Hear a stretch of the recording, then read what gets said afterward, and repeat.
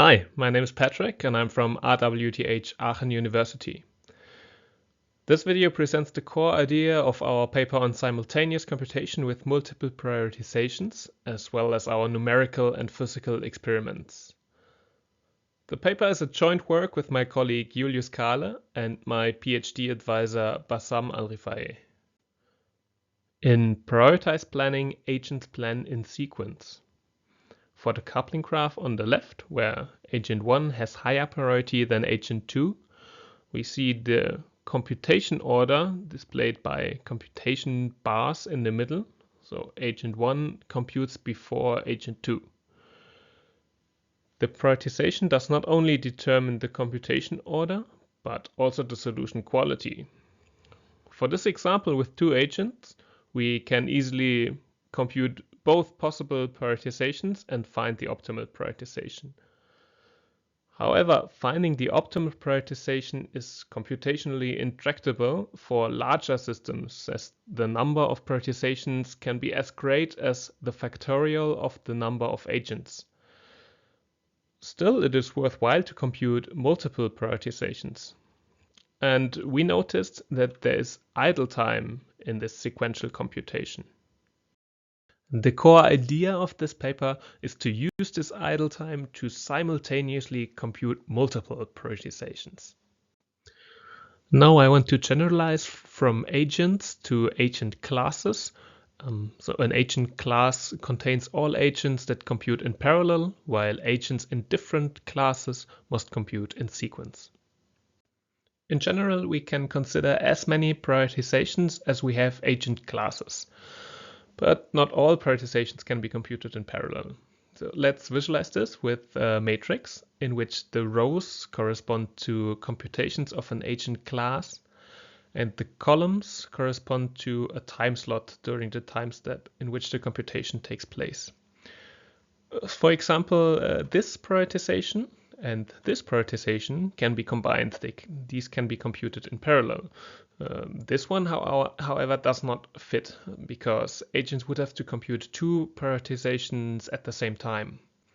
So the requirement for the prioritizations that can be computed in parallel is that we have exactly one prioritization here per row and per column. After agents have computed all the prioritizations, they choose the one with the lowest cost.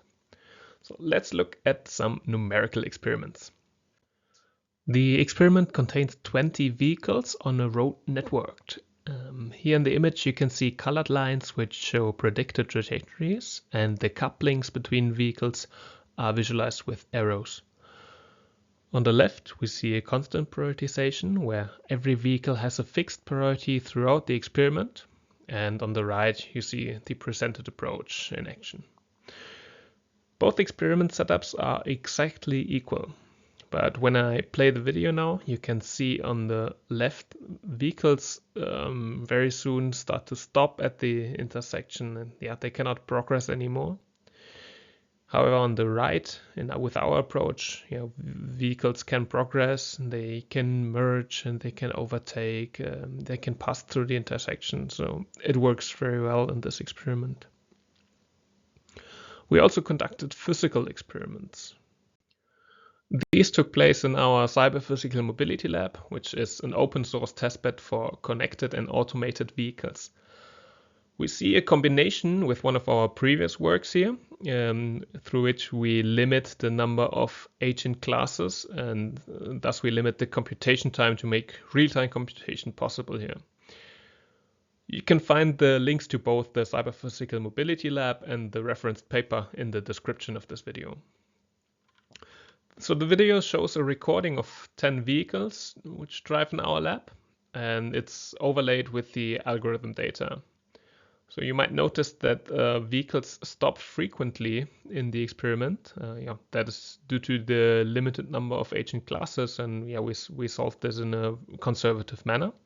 Still, all vehicles are able to progress, and we see some interesting maneuvers, such as the one going through the intersection right there. And if you look closely, you can observe that in critical situations, the direction of a coupling edge usually remains the same for longer periods of time, as here in the intersection. But the algorithm also makes use of its ability to flip the direction of a coupling edge. It was my pleasure to present this work. Until next time.